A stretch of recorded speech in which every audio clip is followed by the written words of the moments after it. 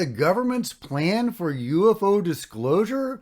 Wow, a new article lays it all out for us, and we've got to talk about it. So get in here. This is Jack with Cosmic Road. I talk about UFOs and the paranormal. Please hit like, please subscribe, share on social media, and let me know what you think in the comments below. Oh, and if you wanted to support Cosmic Road in a bigger way, please consider becoming a channel member. See the first link in the description below. Okay, this story was, I was alerted to this story by Ross Coulthart, who links to this article. He says, this is the plan the U.S. Senate has proposed for a controlled disclosure of UAP evidence, now before the House for its consideration, and it's being aggressively opposed by some in the intelligence community. Okay, so here's the article in the Daily Mail that Ross links to. There's so many ads, so I'm going to go over here. Is the U.S. government preparing to announce aliens? This is the Senate's proposed UFO controlled disclosure plan and how it would work. And this article lays out the Senate's proposed disclosure plan. This is amazing. It's a longer article, and it goes point by point, step 1, step 2, step 3. So I'm not going to read the whole thing, but we do need to read part of it to understand what the heck is going on. Known as the U.A.P. Disclosure Act, the spelling isn't great in this article. It says government agencies with records, samples of craft, or biological material must hand it over within 300 days. President Joe Biden will have 90 days to appoint a 9-person review board responsible for investigating each record and determining if they are considered UAPs that should be disclosed to the public. Well, I mean, what UAPs shouldn't be disclosed to the public? I don't want to know about random balloons and stuff unless they're a danger or spying on us, I guess. Basically, if it's a real, genuine, anomalous object, I want to know about it. I don't want them to hide a damn thing. I don't know about you. Any government agency possessing such records will be required to hand over printed and digital copies to the board, which has 180 days to investigate and 14 days to publish their findings. The president, however, can vote against disclosing specific evidence if it poses a national threat. But, again, what constitutes a national threat, right? Is mass hysteria a national threat? Is the worry that we can't handle it a national threat? I call bullshit on that. I call a big fat bullshit on that. We should be able to determine what we can handle, not our overlords. But moving on, step 1, the president forms the review board. Senate Majority Leader Chuck Schumer, a Democrat, has teamed up with Senator Mike Rounds, a Republican, in leading an effort to force the disclosure of information relating to what the government officially calls UAP. Of course, we've already talked about Mike Rounds and how he has vocally expressed, concern about probing into the black budget programs. For fear of disrupting those programs. But you gotta shake the tree, Mike, because that's where this crap is. It's in the black budget programs. Now, some of it is external to the government, of course, but a lot of it is within the government, seemingly. Their proposal is modeled after a 1992 U.S. law spelling out the handling of records relating to the '63 assassination of JFK. Chuck Schumer says something good here. For decades, many Americans have been fascinated by objects mysterious and unexplained, and it's long past time they get some answers. The American people have a right to learn about technologies of unknown origin, non-human intelligence, and unexplainable phenomena. Recommendations for the review board will come from the leaders of the Senate, the House of Representatives, the Secretary of Defense, the UAP Disclosure Foundation, the American Historical Associate, and the National Academy of Sciences. I'm not sure who the UAP Disclosure Foundation is. Is that the one spearheaded by Danny Sheehan? I'm not sure. Here's an article on Reddit that postulates that maybe David Grush might be behind it. The new UAP Disclosure Act lists the UAP Disclosure Foundation as one of the advisory bodies to the president to help pick nominees to the 9-member review board.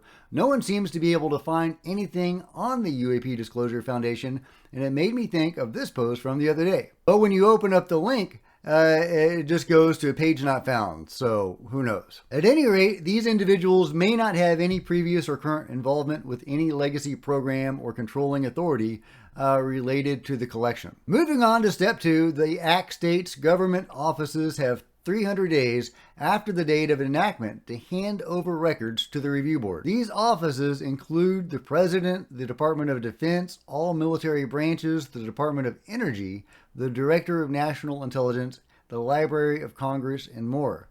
And of course, we know the Department of Energy is heavily involved in the control group, whatever the hell they're doing. The Department of Energy has a huge part in it.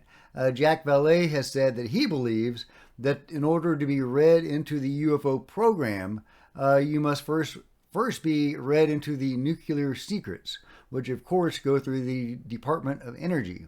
And we know from Lance Corporal Weigand's case that happened in Peru in the 90s, when the men in black showed up on the scene to arrest him. They were goons from the Department of Energy. That's right, the U.S. Department of Energy in Peru. The act establishes that the government would have eminent domain over any recovered technologies of unknown origin, and that private individuals or entities may control any biological evidence of non-human intelligence. Of course, we've heard reports that that one clause, that one section about eminent domain may be under attack. The people that have the stuff don't want to give it up, and they may be putting pressure on Congress to nix that section. So we'll see how that goes. Moving on to step 3, the 9-person board will have 180 days to review each case about UAPs.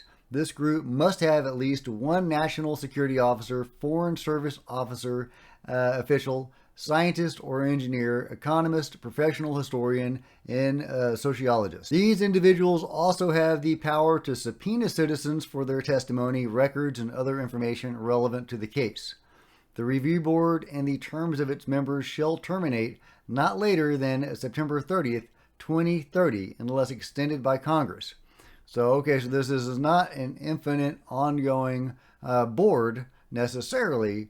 It does have an end date. Step 4, review board publishes its findings. The act states that the review board must notify the head of each government office about their determination of the records. Once this is completed, the review board must publish the findings within 14 days for the public. Senator Round said, "Our goal is to assure credibility with regard to any investigation or record keeping of materials associated with UAP. Relevant documents related to this issue should be preserved. Providing a central collection location and reputable review board to maintain the records adds to the credibility of any future investigations." Now, he's all about centralization, which, I can see how that could be a good thing, but of course it could also be a bad thing. It would put a lot of power and a lot of information in the hands of very few people. So, you can see how that could be a bad thing. On the other hand, you could say that the people in charge of this, gatekeeping committee and review board should have all the knowledge and information they need, so it should be gathered in one place. It's interesting that the article has a picture of the UFO from the Michael Herrera case in Indonesia, where he saw, goons of the control group loading, weapons and potentially people, as in human trafficking, aboard this UFO. And that dovetails fairly well with what Lance Corporal Weigand saw in Peru, where he came out of that experience believing that the control group funded itself through the black market.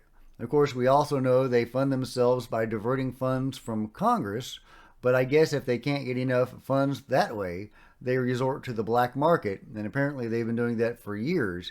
I sincerely hope they're not engaged in human trafficking. That's just awful. But these guys, their morality is certainly in question. They've killed many people, seemingly. So I guess that is not outside of the scope of their morality. Again, this stuff needs to be uncovered. people, including myself, have said that, heck, we don't even need the government. We have CE5. We can just contact the beings directly and have our own form of disclosure. And I think there's a lot of truth to that. But on the other hand, the control group has been doing some shady stuff like that over the years. Killing people, engaging with the black market, brainwashing the public over many years, shooting at occupants of some UFOs while seeming to work with occupants of other UFOs, seeming to engage humanity in some sort of cosmic conflict. And that's a problem, right? So we need to know what the hell they're doing, and if it needs to be fixed or corrected, we need to fix it or correct it. And to do that, we do need official U.S. government disclosure. We need the power of the president, of Congress, and potentially even the court system to unearth this stuff and force this stuff into the light, because it certainly needs to come into the light. And like I say, some things may need to be fixed. So yes, we do need official UFO disclosure from the government, not just to satisfy our own curiosity, and so we know that our place in the universe, which is very important in itself, but also to fix whatever the hell they're doing. So anyway, that's my rant on that. The article goes on talking about David Grush and the UFO hearing, but there you go. It lays out the steps for a potential UFO disclosure. Now, so far, this is the language that the Senate has passed. I don't think the House has passed their own version of it yet, and then it'll go into reconciliation, where they'll try to merge those two versions together. And hopefully the section about eminent domain will remain, as well as all the other sections. We really need this amendment to be as robust as possible to unearth all of this dark stuff they've been doing, and maybe fix it if it needs to be fixed, which it probably does. I mean, human trafficking, really? Jesus. But, that is just one account, and I don't think we have a definitive answer on whether they are really engaging in that or not. However, they do engage in abduction, seemingly helping the beings to abduct people, and then they murder people. So, why not this, right? But there you go. There's the Senate's plan for disclosure, and we can only cross our fingers and hope that the amendment is included in the NDAA and it is passed in a robust fashion so we can unearth all this stuff, see what's going on, and fix what needs to be fixed. Let me know what you guys think about all this in the comments below. And if you've enjoyed this video, please give me a big thumbs up. I sure would appreciate it. Smash the subscribe button and the bell to be notified of future videos. You don't want to miss a thing. Join me on social media. I would love to see you guys on Facebook and Twitter. And if you wanted to share this video on social media, that would be super great. Also, if you wanted to support Cosmic Road in a bigger way, please consider becoming a channel member. Channel members are rock stars, and I really appreciate you guys' support. Thank you so much. Meanwhile, there's plenty of other videos to check out on the channel, and I'll see you guys next time. This is Jack with Cosmic Road, signing out.